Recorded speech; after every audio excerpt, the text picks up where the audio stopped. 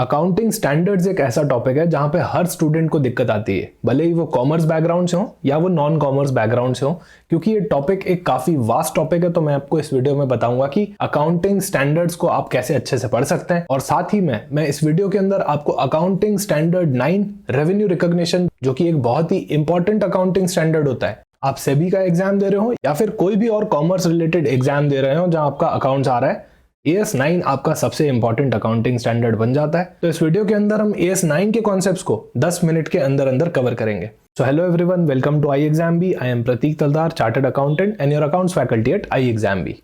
बात करें अगर आपके कॉमर्स और अकाउंटेंसी के सिलेबस में, तो यहाँ पे बी पार्ट के अंदर आपके अकाउंटिंग स्टैंडर्ड्स मेंशन्ड है सिलेबस के अंदर, with specific reference to accounting for depreciation, inventories, revenue recognition जो हम आज पढ़ने वाले हैं, फिक्स असेट्स और फॉरेन एक्सचेंज ट्रांजैक्शंस, और लास्ट आपका इन्वेस्टमेंट्स। ये सारे एएस तो आपको पढ़ने ही पढ़ने हैं। बात करें डेप्रिसिएशन की और फिक्स असेट्स की, पहले कभी ये अलग अलग एएस हुआ करते थे, आजकल ये एक ही एएस है आपके। इन दोनों को मर्ज कर दिया गया था और ये दोनों आपके accounting standard 10 property plant and equipment के अंदर दोनों ही कवर किए जाते हैं। अच्छा, इनका करस्पॉन्डिंग इंड एएस 16 होता है, उसका भी नाम प्रॉपर्टी प्लांट एंड इक्विपमेंट ही है। उसके बाद बात करें इन्वेंट्रीज की, तो इन्वेंट्रीज का आपका एएस 2 है और इसका इंड एएस भी 2 है। फिर उसके बाद आता है आपका रेवेन्यू रिकॉग्निशन।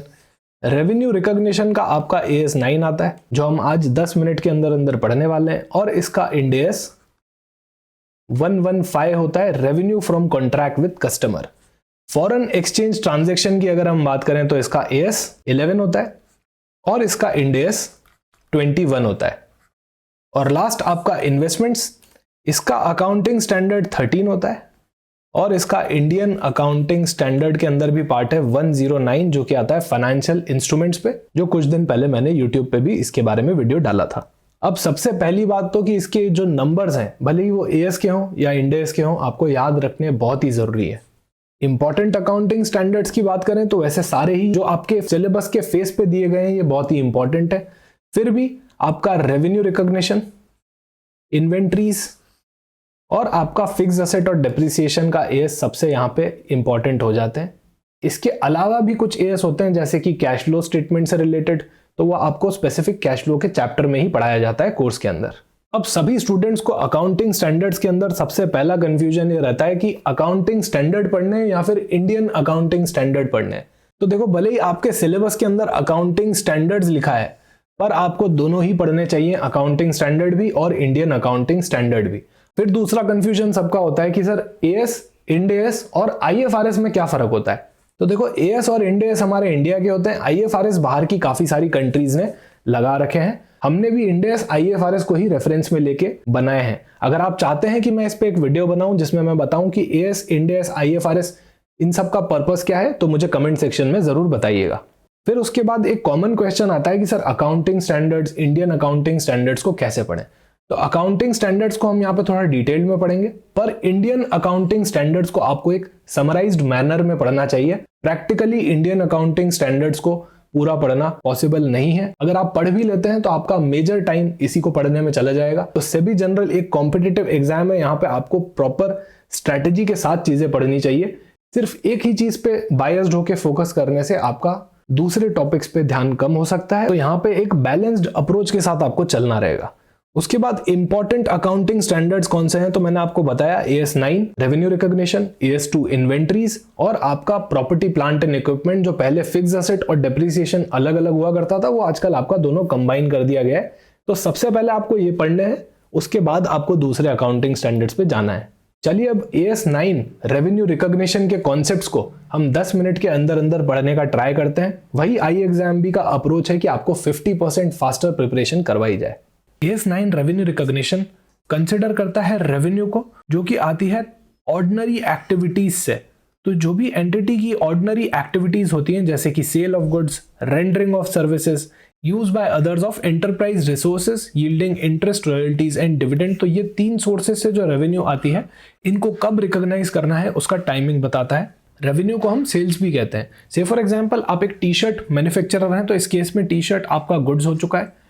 तो जो भी गुड्स बेचने से आपको रेवेन्यू होता है उसको कब रिकॉग्नाइज करना है अपने बुक्स ऑफ अकाउंट्स में, कब सेल्स मानना है, वो हमको AS9 बताएगा। या फिर फॉर एग्जांपल आप एक टीचर हैं तो आप सर्विस रेंडर कर रहे हैं, आप कोई गुड्स मैन्युफैक्चर या ट्रेड नहीं कर रहे हैं, आप एक सर्विस प्रोवाइड कर रहे हैं, तो उस केस में आपको कब रेवेन्यू रिकॉग्नाइज करना चाहिए। या फिर आपकी एंटरप्राइज के जो रिसोर्सेज होते हैं उनको कोई और यूज कर रहा है और आप उस पर्सन से कोई चार्ज ले रहे हैं, से फॉर एग्जांपल इंटरेस्ट।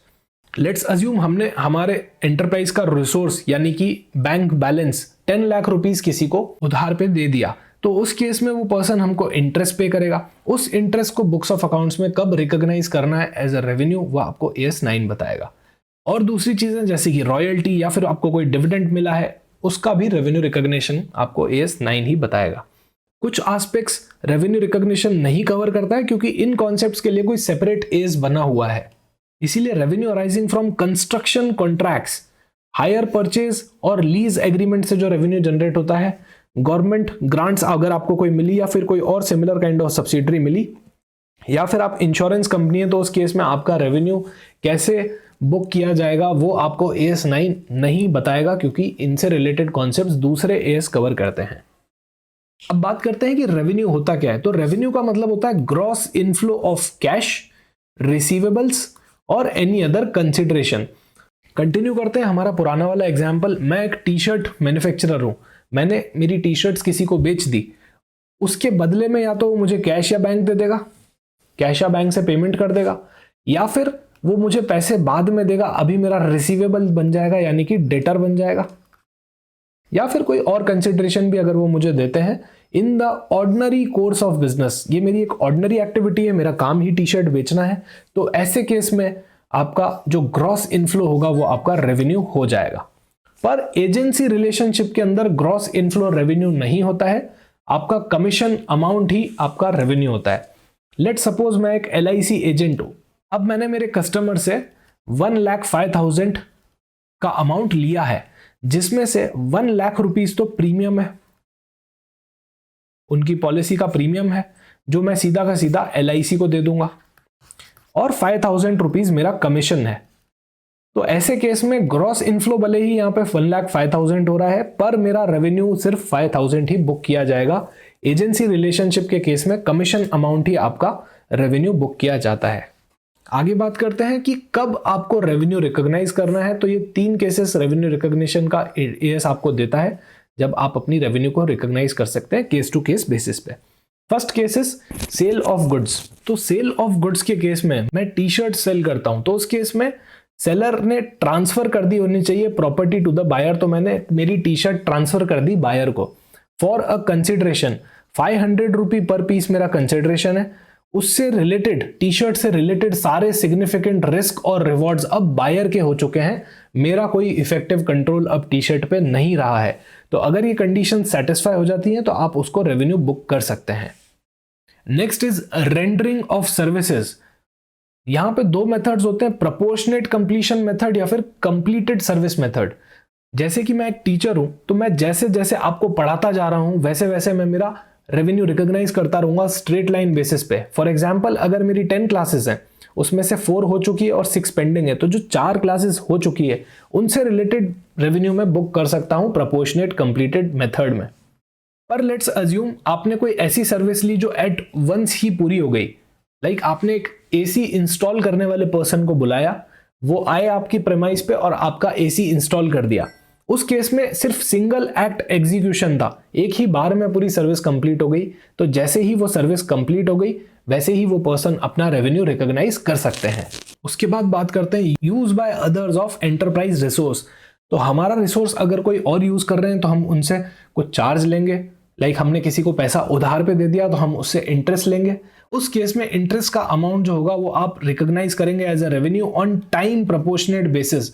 जैसे जैसे टाइम निकलता जाएगा वैसे वैसे आप अपने इंटरेस्ट को रेवेन्यू बुक करते जाएंगे। रॉयल्टीज की बात करें तो वो जो टर्म्स लिखी हैं आपके एग्रीमेंट में, यानी कि अक्रूवल बेसिस भी कह सकते हैं, जो आपकी टर्म्स लिखी हैं एग्रीमेंट के अंदर उसके हिसाब से आप अपना रेवेन्यू रिकॉग्नाइज करेंगे। डिविडेंड के केस में जब आपका right to receive the dividend establish हो जाए तभी आप डिविडेंड को रेवेन्यू मान सकते हैं। लेट्स अज्यूम आपके पास कोल इंडिया लिमिटेड के शेयर्स पड़े हैं, तो ये कंपनी काफ़ी एक अच्छा डिविडेंड देती है हर साल। तो इस साल आपको 1 लाख का डिविडेंड रिसीव हुआ, तो अब आप इसको कब रेवेन्यू में रिकॉग्नाइज कर सकते हैं? क्वेश्चन ये है, जब भी डिविडेंड डिक्लेयर हो चुका है एनुअल जनरल मीटिंग में, इस केस में आपका राइट टू रिसीव पेमेंट जो है वो इस्टेब्लिश हो चुका है, अब आपको डिविडेंड मिलेगा ही मिलेगा। ऐसे केसेस में डिक्लेयर होते ही आप उसको रेवेन्यू मान सकते हैं। डिविडेंड में 2 स्टेप्स रहती है, पहले वो प्रपोज होता है, उसके बाद वो डिक्लेयर होता है। तो जैसे ही डिक्लेयर आपका डिविडेंड हो जाए, आपका राइट एस्टेब्लिश हो जाता है। ऐसे केस में डिक्लेरेशन पे उसको रेवेन्यू मानना चाहिए, प्रपोज होने के टाइम पे उसको रेवेन्यू नहीं मानना चाहिए।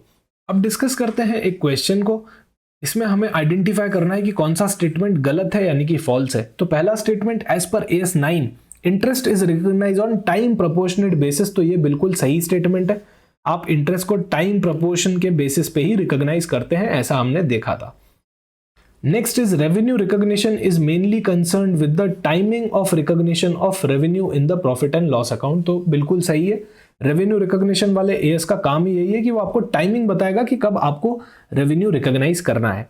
Economic concept of income is based on the current values, ये भी कॉन्सेप्ट सही है। Next is revenue should be recognised only when cash is received.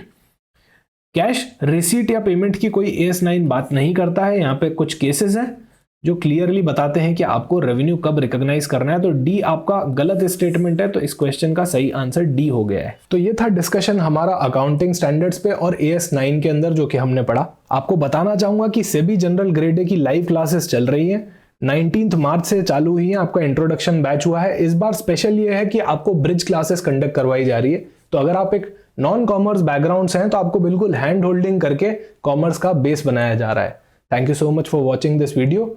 Join iExamB and prepare 50% faster.